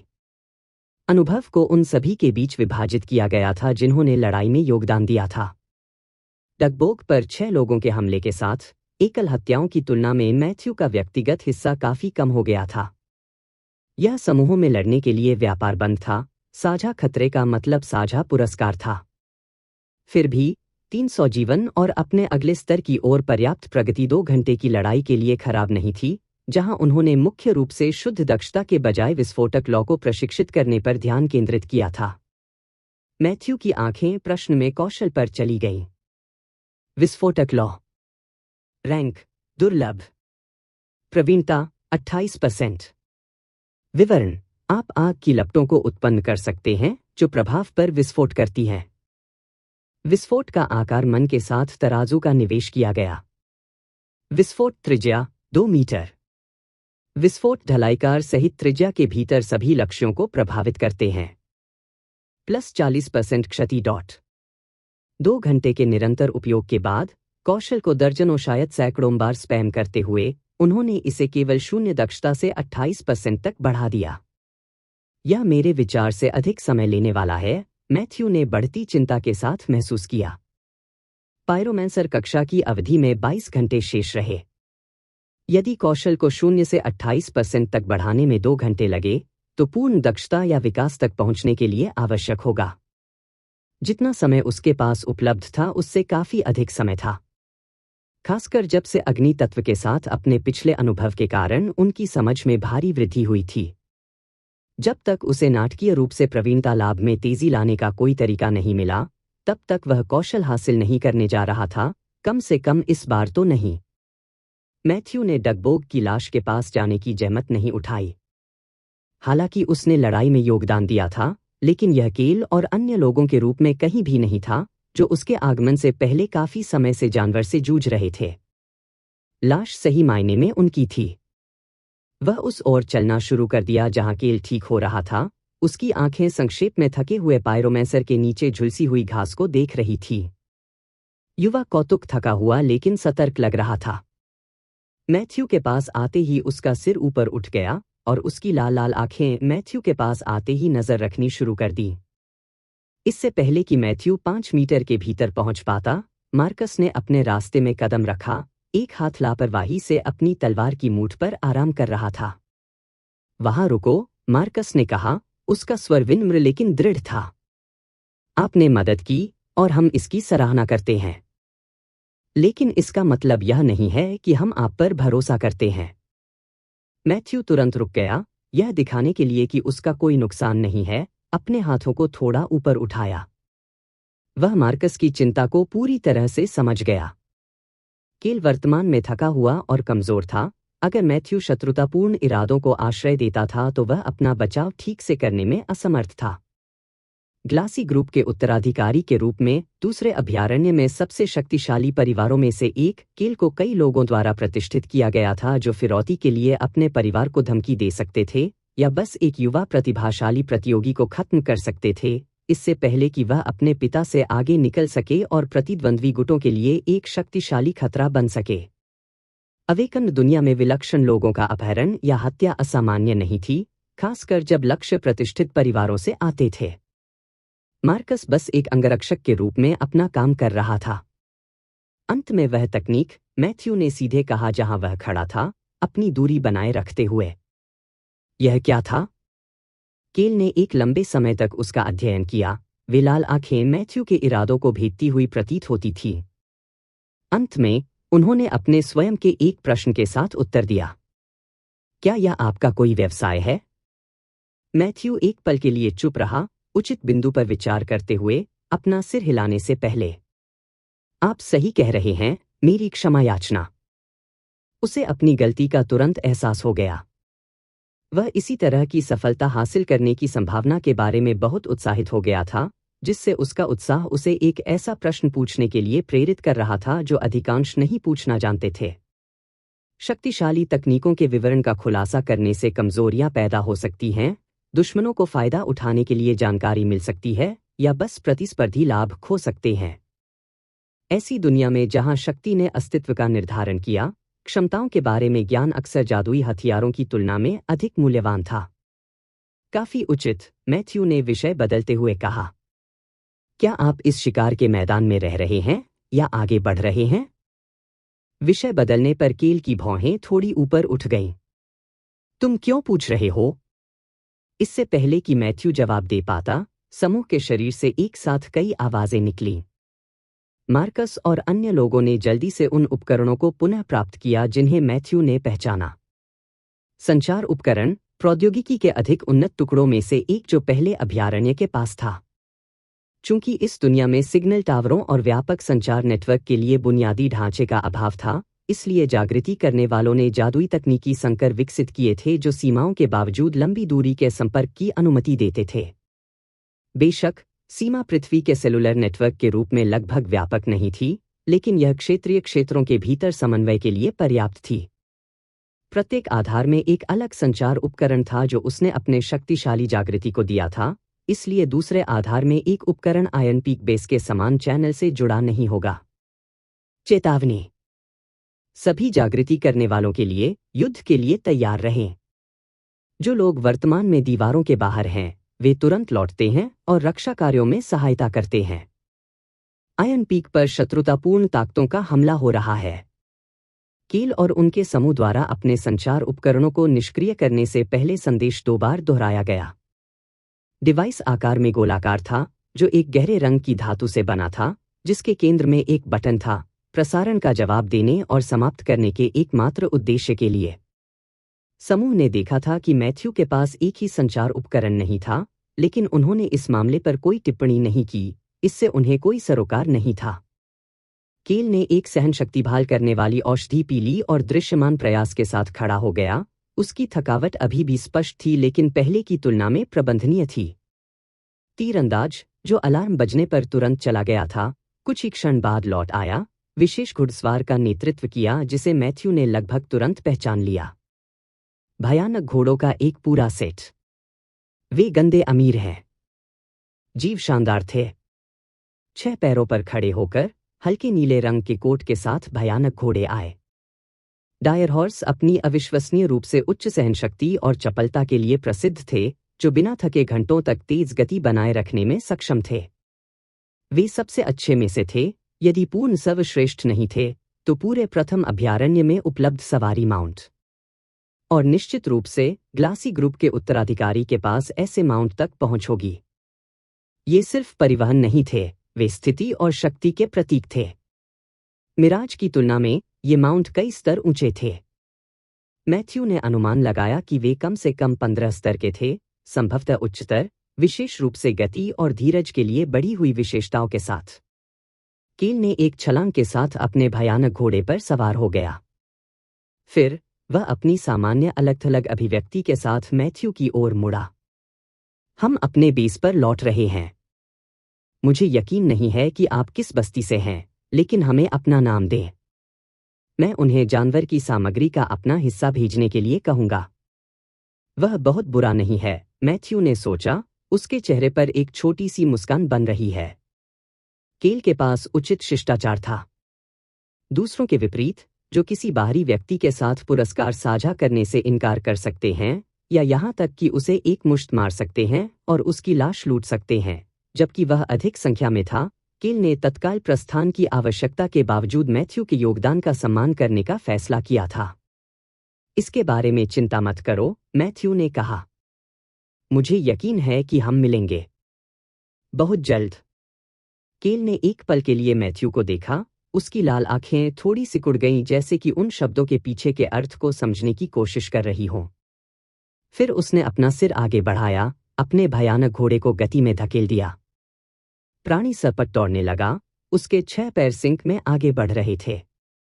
समूह के बाकी लोगों ने कील का पीछा किया और कुछ ही क्षणों में समूह जंगल में गायब हो गया। सबूत के रूप में 50 मीटर के दायरे में लानत छोड़ना। मैथ्यू युद्ध के बाद अकेला खड़ा था, झुलसी हुई मिट्टी, टूटे हुए पेड़ों और खून की गंध से घिरा हुआ था। पायरोमैंसर क्लास में उनके पास 22 घंटे बचे थे। आयरन पीक बेस पर एक युद्ध स्पष्ट रूप से चल रहा था और उसे अभी भी विस्फोटक लॉ में महारत हासिल करने की जरूरत थी अगर वह इसे एपिक रैंक में विकसित करना चाहता था। मैथ्यू मुड़ा और वापस उस ओर जॉगिंग करना शुरू कर दिया जहां उसने मिराज को छिपा दिया था। यह बेस पर लौटने और यह देखने का समय था कि यह हमला क्या था और शायद वास्तविक युद्ध की स्थिति में अपने नए अधिग्रहित कौशल को प्रशिक्षित करने के अधिक अवसर खोजें। आखिरकार युद्ध ने सर्वोत्तम प्रशिक्षण मैदान प्रदान किया। नहीं, खर्राटे लेना। मिराज ने तुरंत मैथ्यू का अपनी पीठ पर स्वागत किया, प्यार से उसके खिलाफ कुतरती हुई। घोड़े को स्पष्ट रूप से राहत मिली कि उसे नहीं छोड़ा गया था। मैथ्यू की वर्तमान स्थिति से, जहां उन्होंने केल के साथ लड़ाई लड़ी थी, आयरन पीक बेस लगभग 40 मील दूर था। मिराज की शीर्ष गति लगभग 50 मील प्रति घंटे थी, लेकिन यह केवल सपाट, खुली सड़कों पर चरम परिस्थितियों में ही प्राप्त किया जा सकता था। मैथ्यू की वर्तमान स्थिति और आधार के बीच का इलाका किसी भी तरह से नेविगेट करना आसान नहीं था। घने जंगल, असमान जमीन, कभी-कभी नदियों को पार करने के लिए, और बाधाएं जिन्हें सावधानीपूर्वक पैंतरेबाजी की आवश्यकता होती थी। इन सभी ने संभावित गति का एक महत्वपूर्ण हिस्सा छीन लिया। अपनी यात्रा के दौरान मिराज के प्रदर्शन के बारे में मैथ्यू की टिप्पणियों के आधार पर उन्होंने अनुमान लगाया कि वे इस इलाके के माध्यम से लगभग 20 से 25 मील प्रति घंटे की औसत गति से गुजरेंगे। पूरी गति से अपने गंतव्य तक पहुंचने में लगभग 2 घंटे लगेंगे। यात्रा के दौरान मैथ्यू ने अपना समय केवल मिराज की सवारी करने में बर्बाद नहीं किया। उन्होंने विस्फोटक लॉ का अभ्यास और अध्ययन करना जारी रखा, जो कि उन्होंने पायरोमैंसर कक्षा के साथ छोड़े गए हर पल को अधिकतम करने के लिए दृढ़ संकल्प किया। अपने अभ्यास के दौरान वह कभी भी अपने मन को कम करने के करीब नहीं पहुंचे। संभावित खतरनाक स्थिति की ओर बढ़ते समय यह मूर्खता होगी। बल्कि उन्होंने प्रशिक्षण के लिए अपने भंडार का लगभग 20% आवंटित किया। एक बार जब वह हिस्सा खर्च हो जाता था, तो वह आंतरिक समझ पर ध्यान केंद्रित करता था, जबकि उसका मन स्वाभाविक रूप से ठीक हो जाता था, फिर चक्र को दोहराता था। जैसे ही मिराज ने उसे जंगल के माध्यम से लगातार आगे बढ़ाया, मैथ्यू ने आग के जादू को प्रसारित किया और विस्फोटक लॉ को सक्रिय कर दिया, जिससे उसकी हथेली में एक छोटा आग का गोला बन गया। नियमित आग और विस्फोटक आग के बीच महत्वपूर्ण अंतर यह है कि मन की संरचना कैसे की जाती है, मैथ्यू ने लॉ का ध्यानपूर्वक अध्ययन करते हुए सोचा। सामान्य अग्नि जादू लगातार ऊर्जा छोड़ता है, जैसे मोमबत्ती लगातार जलती रहती है। लेकिन विस्फोटक लॉ मन को संकुचित करती है, इसे एक अस्थिर स्थिति में रखती है जो हिंसक रूप से विस्तार करना चाहती है। जैसे ही वे गुजरे, उसने आग के गोले को एक मृत पेड़ के तने की ओर छोड़ दिया। गोला एक संतोषजनक विस्फोट के साथ मारा और विस्फोट किया, सभी दिशाओं में सड़ी हुई लकड़ी के टुकड़े उड़ा दिया। यह ऐसा है। एक गुब्बारे को बहुत अधिक हवा से भरते हुए मैथ्यू ने अपना आंतरिक विचार जारी रखा। जादुई संरचना संपीड़ित ऊर्जा को तब तक एक साथ रखती है जब तक कि प्रभाव रिलीज को ट्रिगर नहीं कर देता। फिर सब कुछ धीरे धीरे जलने के बजाय एक ही बार में बाहर की ओर फैलता है। उन्होंने एक और विस्फोटक आग का गोला बनाया, इस बार इस बात पर पूरा ध्यान दिया कि निर्माण के दौरान उनका मन कैसे चला गया। अग्नि तत्व पहले इकट्ठा हुआ, फिर सटीक मन हेरफेर के माध्यम से अंदर की ओर संकुचित किया गया। संपीड़न ने दबाव बनाया, वह इसे अपनी हथेली में एक वजन की तरह महसूस कर सकता था, कुछ ऐसा जो मुक्त होना चाहता था। मैथ्यू ने तर्क दिया कि प्रवीणता शायद इस आधार पर बढ़ती है कि मैं इस संपीड़न सिद्धांत को कितनी अच्छी तरह समझता हूं। बस बिना सोचे समझे आग के गोले फेंकने से इसमें धीरे धीरे सुधार होगा। लेकिन अगर मैं सचेत रूप से संपीड़न को परिष्कृत कर सकता हूं, तो इसे सघन, अधिक अस्थिर, अधिक नियंत्रित बना सकता हूं। उसने दूसरा आग का गोला उस शिलाखंड पर फेंका जिसे वे पार कर रहे थे। विस्फोट पहले वाले से थोड़ा बड़ा था। मैथ्यू ने अपने सिद्धांत की पुष्टि करते हुए प्रवीणता में वृद्धि को महसूस किया और देखा। सचेत समझ ने दोहराव से अधिक कौशल विकास को तेज कर दिया। उस लड़ाई के अंत में कील की सफलता तकनीक, शायद वह किसी प्रकार के इष्टतम दबाव बिंदु पर आया था। अगर उनका सिद्धांत सही था, इसका मतलब था कि केल ने उसी सिद्धांत को लिया था जिसे उसने समझा था और इसे और आगे बढ़ाया था। मैथ्यू ने एक तीसरा आग का गोला बनाया, इस बार इसे सामान्य से अधिक संपीड़ित करने का प्रयास किया। वह प्रतिरोध महसूस कर सकता था, जादुई संरचना समय से पहले ढहना या विस्फोट करना चाहती थी। इसे स्थिर रखने के लिए तीव्र एकाग्रता की आवश्यकता होती है। यह अपनी मुट्ठी में पानी निचोड़ने की कोशिश करने जैसा है। बहुत जोर से धक्का दें और यह आपकी उंगलियों से निकल जाता है।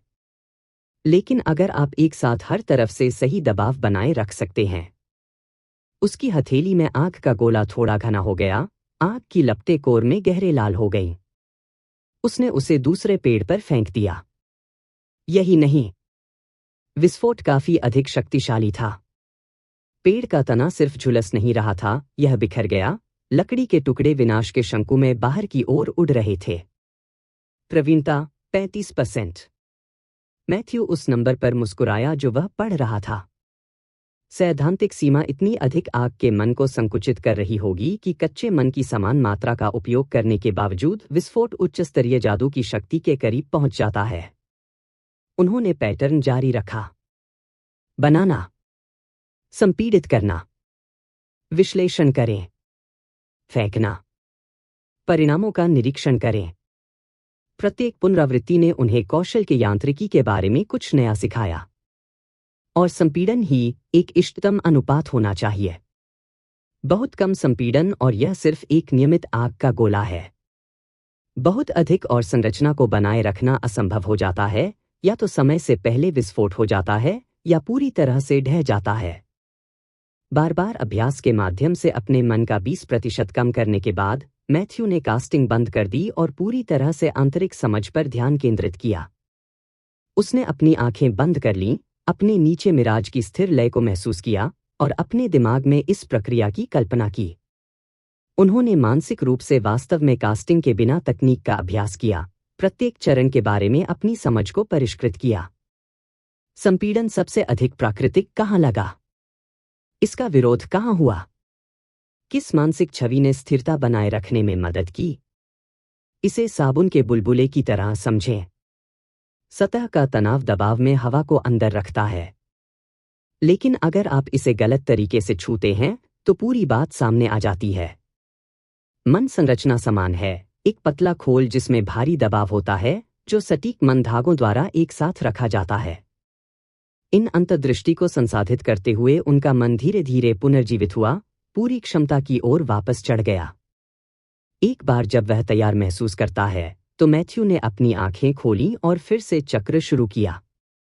2 घंटे की यात्रा ने इस प्रशिक्षण आहार के लिए कई अवसर प्रदान किए। जब तक वह लगभग 10 मिनट दूर था, तब तक मैथ्यू ने अपनी कौशल प्रगति की जांच की। विस्फोटक लॉ। रैंक दुर्लभ। प्रवीणता 45%। विवरण: आप आग की लपटों को उत्पन्न कर सकते हैं जो प्रभाव पर विस्फोट करती हैं। विस्फोट का आकार मन के साथ तराजू का निवेश किया गया। विस्फोट त्रिज्या 2 मीटर। विस्फोट ढलाईकार सहित त्रिज्या के भीतर सभी लक्ष्यों को प्रभावित करते हैं। प्लस 80% क्षति। वह अपनी प्रगति से संतुष्ट थे। 2 घंटे की यात्रा के दौरान उन्होंने अपनी दक्षता को लगभग 2 गुना कर दिया था, कौशल को मुश्किल से समझने से लेकर महारत की ओर आधे रास्ते तक पहुंच रहे थे। दुर्भाग्य से वह अपने सुधार की दर में एक और पठार पर भी पहुंच गया था। लाभ फिर से धीमा हो रहा था, जिसका अर्थ है कि एक और चर था जिसे उसने अभी तक नहीं समझा था, एक और वैचारिक मार्ग जिसे उसे समझने की आवश्यकता थी, इससे पहले कि प्रवीणता कुशलता से चढ़ना जारी रख सके। आयरन पीक बेस पर युद्ध के बहुत सारे अवसर प्रदान करेगा। वास्तविक युद्ध की स्थिति हमेशा उन अंतर्दृष्टि को प्रकट करती है जिन्हें प्रशिक्षण दोहरा नहीं सकता है। मुझे बस अस्तित्व और कौशल विकास दोनों को अधिकतम करने के लिए खुद को समझदारी से स्थापित करने की आवश्यकता है। जैसे ही वे एक पहाड़ी पर चढ़ने लगे, मिराज धीमा हो गया जिसने उन्हें आयरन पीक बेस की सीधी दृष्टि से अलग कर दिया। इस ऊंचे सुविधाजनक बिंदु से मैथ्यू भारी, अंधेरे स्तंभों में आकाश में धुआं उठते हुए देख सकता था जो एक ही स्रोत के बजाय कई दिशाओं से आए थे। इस दूरी से भी युद्ध की आवाजें गूंज उठीं। चाहे वह मंत्र डाला जा रहा हो, चीखे हों या धातु का टकराव और जानवरों की दहाड़ हो। मैथ्यू चोटी के पास उतर गया और सावधानी से चलते हुए पैदल अंतिम खिंचाव पर चढ़ना शुरू कर दिया। उन्होंने शिखर सम्मेलन में जो कुछ भी इंतजार कर रहा था, उसकी तैयारी में मन को चैनल किया, अपने भंडार को तत्काल युद्ध के लिए तैयार रखा। जब वह शीर्ष पर पहुंचा और आयरन पीक बेस को नीचे देखा, तो उसकी आंखें अविश्वास से चौड़ी हो गईं। बेस पूरी तरह से घेराबंदी में था, लेकिन उस तरह से नहीं जैसा उसने उम्मीद की थी। मैथ्यू ने एक जानवर की भीड़ का अनुमान लगाया था, वृत्ति या भूख से प्रेरित प्राणियों की एक विशाल लहर, उस तरह के आधार हमले जो कभी कभी होते थे जब जानवरों की आबादी बहुत बड़ी हो जाती थी या एक अल्फा ने अपने अधीनस्थों को मानव बस्तियों की ओर निर्देशित किया था। इसके बजाय उसने जो देखा उससे उसका खून थोड़े समय के लिए ठंडा हो गया। जानवर हमला कर रहे थे, उनमें से दर्जनों, स्तर 15 से लेकर निम्न विश्वादशा तक के स्तर से लेकर उनके आकार और उनके कारण हुए विनाश के आधार पर। वे आयरन पीक की दीवारों से टकरा गए, रक्षात्मक संरचनाओं को फाड़ दिया और क्रूर युद्ध में जागृति करने वालों को शामिल किया। लेकिन वे अकेले नहीं थे। मनुष्य उनके साथ बेस के जागरण के खिलाफ लड़े। एक सर्वसम्मत काली वर्दी में जागृत लोगों ने जानवरों के साथ अपने हमलों का समन्वय किया, गठन में आगे बढ़ रहे थे जैसे कि उन्होंने एक साथ प्रशिक्षण लिया हो। एक अग्नि जादूगर ने मंत्र शुरू किए जो बचाव को तोड़ देते थे, और दूसरे ने जानबूझकर भेड़िए जैसे प्राणियों के एक झुंड को दीवार के एक हिस्से की ओर झुंड में डाल दिया जहां रक्षक केंद्रित थे। योद्धाओं ने हथियार चलाए और बड़े पैमाने पर भालू के साथ कंधे से कंधा मिलाकर लड़े, टीम के साथियों की तरह एक दूसरे के किनारों को कवर किया। अन्य लोग बहिष्कृत या भाड़े के सैनिकों की तरह अधिक दिखते थे। बेमेल उपकरण यह सुझाव देते थे कि उन्हें एक एकीकृत बल से भर्ती करने के बजाय काम पर रखा गया था। लेकिन समन्वय इतना सटीक था कि आकस्मिक नहीं था। यह स्पष्ट था कि किसी ने एक मानव बस्ती के खिलाफ अभयारण्य जानवरों के साथ काम करने का एक तरीका ढूंढ लिया था, जिसमें कम से कम कुछ हजार से अधिक जीवन थे। कैसे? यह कैसे हो सकता है? अधिकांश जानवर सहज रूप से इंसानों से नफरत करते हैं। इनाम प्रणाली ही हमें संघर्ष में रखने के लिए डिजाइन की गई लगती है। तो वे इस तरह एक साथ कैसे लड़ रहे हैं? एक विशाल सुअर ने मुख्य द्वार पर हमला किया, जबकि 3 मानव योद्धाओं ने उसके पीछे पीछा किया, प्रबलित प्रवेश द्वार को तोड़ने के लिए जानवर को एक जीवित पीटने वाले मेढ़े के रूप में उपयोग किया। रक्षकों ने इसे रोकने की कोशिश की, लेकिन वे स्पष्ट रूप से समन्वित जानवर मानव रणनीति के लिए तैयार नहीं थे। और आयरन पीक को विशेष रूप से क्यों लक्षित करें? मैथ्यू ने सोचा, उसकी आंखें नीचे की अराजकता को स्कैन कर रही थीं। समान स्तर पर अन्य ठिकानों की तुलना में आयरन पीक विशेष रूप से अमीर या रणनीतिक रूप से महत्वपूर्ण नहीं था। जब तक क्या केवल लक्ष्य है? क्या किसी ने इस हमले को विशेष रूप से इसलिए आयोजित किया क्योंकि ग्लासी वारिस यहाँ है? यह समझ में आएगा। हत्या या अपहरण एक सामान्य हमले के रूप में प्रच्छन्न।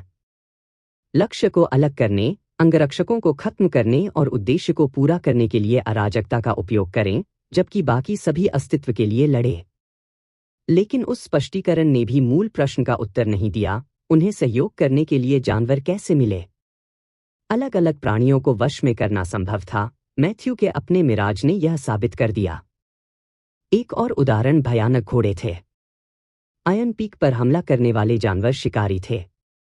ऐसे जीव जिनकी पहली प्रवृत्ति मनुष्यों सहित किसी भी हिलने डुलने वाली किसी भी चीज का शिकार करना और उसे मारना था। फिर भी वे मनुष्यों के साथ लड़ने में सक्षम थे और अराजक युद्ध के मैदान के बावजूद एक दूसरे पर नहीं पड़े। मैथ्यू ने इस हमले के पीछे एक समनर या बीस्ट मास्टर के होने के विचार को भी खारिज कर दिया था। पशु स्वामी शक्तिशाली थे, जानवरों को वश में करने में सक्षम थे, उन्हें अपनी इच्छा को पूरा करने के लिए मजबूर करते थे। लेकिन उन सभी की सीमाएं थीं, और पहले अभयारण्य में एक जागृत व्यक्ति एक ही समय में सैकड़ों जानवरों को नियंत्रित करने में सक्षम नहीं होगा। निहितार्थ भयानक थे। यदि इसे बड़े पैमाने पर दोहराया जा सकता है, तो यह हजारों जागरूकों के जीवन को खतरे में डाल सकता है। मानव बस्तियां लक्ष्य बन जाएंगी और शक्ति संतुलन पूरी तरह से बदल जाएगा। मैथ्यू ने खुद को अटकलें लगाना बंद करने और तत्काल स्थिति पर ध्यान केंद्रित करने के लिए मजबूर किया। बस 1 मिनट बीत चुका था जब उसके मन में ये सभी सवाल बन गए थे। वह आयरन पीक के जागरण को कई मोर्चों पर सख्त लड़ते हुए देख सकता था। कुछ ने चढ़ाई करने वाले जानवरों और स्केलिंग हमलावरों के खिलाफ दीवार के वर्गों को पकड़ लिया। दूसरों ने सड़कों पर रक्षात्मक संरचनाओं का गठन किया था, उल्लंघन के मामले में अंदर की रक्षा की थी। और कहीं न कहीं उस अराजकता में केल और उनकी टीम भी लड़ रही थी। मैथ्यू के पास पायरोमैंसर क्लास में 20 घंटे बचे थे। विस्फोटक लॉ का अभ्यास करने के लिए लक्ष्यों से भरा एक युद्ध क्षेत्र। और एक रहस्य जिसने उत्तर की मांग की, भले ही वे उत्तर आज न आए। वह मिराज पर फिर से सवार हो गया और पहाड़ी से आयरन पीक की घिरी हुई दीवारों की ओर उतरने लगा। युद्ध में शामिल होने का समय। मैथ्यू ने बेस पर वापस जाने का सबसे सुरक्षित रास्ता चुना। वह जानता था कि उसकी ताकत के बावजूद सैकड़ों जानवरों से घिरे होने का मतलब है कि मृत्यु अस्थायी नहीं होगी, यह स्थायी होगी। वह फिर से पैदा होने के बाद बच नहीं पाएगा। इससे पहले कि वह अपना असर हासिल कर पाता, उसकी सरासर संख्या उसे अभिभूत कर देगी, उसे बार बार तब तक मार देगी जब तक कि उसका जीवन सूख नहीं गया। लापरवाही से जल्दबाजी करने और सब कुछ खोने की तुलना में एक व्यवहार्य प्रवेश बिंदु खोजने में अतिरिक्त समय लेना बेहतर है। मैथ्यू ने बेस की परिधि के चारों ओर चक्कर लगाया, हमले का निरीक्षण करने के लिए पर्याप्त करीब रहते हुए पता लगाने से बचने के लिए मुख्य हमले से काफी दूर रहे। वह दुश्मनों की सबसे कम एकाग्रता वाले बिंदु की तलाश कर रहा था, घेराबंदी की रेखाओं में एक अंतर जहां वह असंभव बाधाओं का सामना किए बिना आगे बढ़ सकता था। 10 मिनट की सावधानीपूर्वक स्काउटिंग के भीतर उसने इसे पाया। दीवार के उत्तर पूर्वी भाग में जानवर और हमलावर कम थे, संभवतः इसलिए कि वहां का इलाका चट्टानी था और नेविगेट करना मुश्किल था। पूर्वोत्तर खंड को किसी भी तरह से नहीं छोड़ा गया था, लेकिन यह इतना पतला था कि एक तेज सवार संभावित रूप से युद्ध के मैदान में अन्य क्षेत्रों की तुलना में कम नुकसान के साथ टूट सकता था। मैथ्यू ने मिराज पर नजर डाली, जो उसके नीचे खड़ा था, अपनी विस्तारित यात्रा से भारी सांस ले रहा था। आह! वह घोड़े को कहीं भी सुरक्षित नहीं छोड़ सकता था। एक बार जब जानवर पीछे हट जाते हैं या यदि दुश्मन के सुदृढ़ीकरण आसपास के क्षेत्र को सुरक्षित करने के लिए आ जाते हैं, तो मिराज किसी भी प्राणी के लिए आसान शिकार होगा। निम्न स्तरीय माउंट लड़ाके नहीं थे, वे अन्य जानवरों के लिए आसान शिकार थे। इसने मैथ्यू को केवल एक वास्तविक विकल्प के साथ छोड़ दिया, भीड़ के सबसे पतले हिस्से में सीधे चार्ज करें जब तक कि वे आधार की दीवारों के करीब नहीं पहुंच जाते, जहां रक्षक कवरिंग फायर प्रदान कर सकते थे और सापेक्ष सुरक्षा मौजूद थी। लेकिन उस स्प्रिंट के दौरान मिराज का घायल होना तय था और यह बहुत संभव था कि मिराज मर सकता था। एक साथ बिताए गए थोड़े समय के बावजूद मैथ्यू घोड़े से जुड़ गया था। मिराज उन तरीकों से विश्वसनीय, उत्तरदायी और वफादार थे जो औसत माउंट से ऊपर चले गए थे। और मैथ्यू के मन में कोई संदेह नहीं था कि अगर वह योजना समझाता है तो खतरा समझने के बावजूद घोड़ा आगे बढ़ेगा। अभयारण्य में जानवरों के पास अपने पृथ्वी समक्षों से परे बुद्धि थी। मिराज ने जोखिमों को समझा, मृत्यु को समझा और अभी भी अपने सवार पर भरोसा करना पसंद किया। मैथ्यू उतर गया और मिराज के सामने खड़ा हो गया, सीधे घोड़े की गहरी आंखों से मिला। आप क्या करना चाहते हैं? मैथ्यू ने चुपचाप पूछा। मैं तुम्हें अभी स्वतंत्र रूप से जाने दे सकता हूं। आप यहां से भाग सकते हैं, बिना मालिक के जीवित रहने की कोशिश कर सकते हैं। हो सकता है कि आप शिकारियों से बचने और कहीं सुरक्षा पाने के लिए पर्याप्त भाग्यशाली हो। वह रुक गया, उस विकल्प को व्यवस्थित करने दिया। या तुम मेरे साथ उन जानवरों पर हमला करते हो और मैथ्यू ने वाक्य पूरा नहीं किया। उसे इसकी आवश्यकता नहीं थी। निहितार्थ स्पष्ट था। मिराज ने विरोध में तेजी से हिनहिनाया, थोड़ा ऊपर उठाया और बल के साथ नीचे गिराने से पहले अपने सामने के पैरों को ऊपर उठाया। प्रभाव से हवा में गंदगी का छिड़काव हुआ, इशारा स्पष्ट रूप से उद्दंड था। संदेश स्पष्ट था। मिराज चलने वाला नहीं था। गंभीर स्थिति के बावजूद मैथ्यू धीरे से मुस्कुराया। वह बाहर पहुंचा और मिराज की गर्दन को रगड़ा, सुंदर, नरम सफेद कोट के नीचे शक्तिशाली मांसपेशियों को महसूस किया। अच्छा लड़का, मैथ्यू ने चुपचाप कहा। चूंकि आपने अपनी पसंद बना ली है, चलो अंदर चलते हैं और इन जानवरों को दिखाते हैं कि मालिक कौन है। मैथ्यू फिर से घुड़सवार हुआ, स्थिति में बस गया और लगाम को मजबूती से पकड़ लिया। उनका स्टाफ उनके मुक्त हाथ में आया। आग पहले से ही अपनी नोक पर इकट्ठा हो रही थी क्योंकि उन्होंने विस्फोटक लौ तैयार की थी। मैथ्यू ने घेराबंदी की रेखाओं में अंतर पर एक आखिरी नजर डाली, उनकी वर्तमान स्थिति और दीवार के रक्षात्मक क्षेत्र की सापेक्ष सुरक्षा के बीच लगभग 200 मीटर की खुली जमीन। उसे 15 से 20 जानवरों से भरे 200 मीटर को एक ऐसे माउंट से ढकना पड़ा जो अपना बचाव नहीं कर सका। मेरे संकेत पर मैथ्यू ने माना को चैनल करते हुए बड़बड़ाया, हम तेजी से चलते हैं। किसी भी चीज के लिए मत रुको। मैं तुम्हारी रक्षा करने की कोशिश करूंगा। मिराज की मांसपेशियां उसके नीचे तनावग्रस्त हो गईं, तैयार। मैथ्यू ने अपने कर्मचारियों को उठाया और उनके रास्ते को अवरुद्ध करने वाले जानवरों के समूह की ओर तेजी से 3 विस्फोटक लपटों को छोड़ दिया।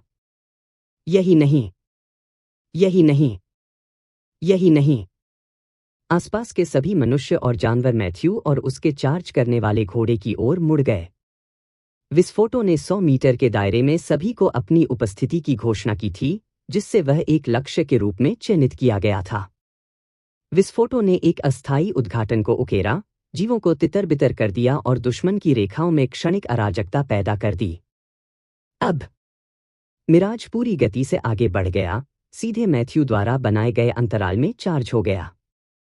घोड़े के पैर खून से लथपथ थे, खुर खचाखच भरी हुई धरती के खिलाफ गड़गड़ाहट कर रहे थे क्योंकि वे दीवारों की ओर 200 मीटर की दौड़ के लिए प्रतिबद्ध थे। मैथ्यू ने तुरंत और अधिक मंत्र डालना शुरू कर दिया, जब अचानक एक भेड़िए जैसा जानवर बाईं ओर से उछला, जबड़े चौड़े और मिराज के उजागर फ्लैंक का लक्ष्य बना रहे थे।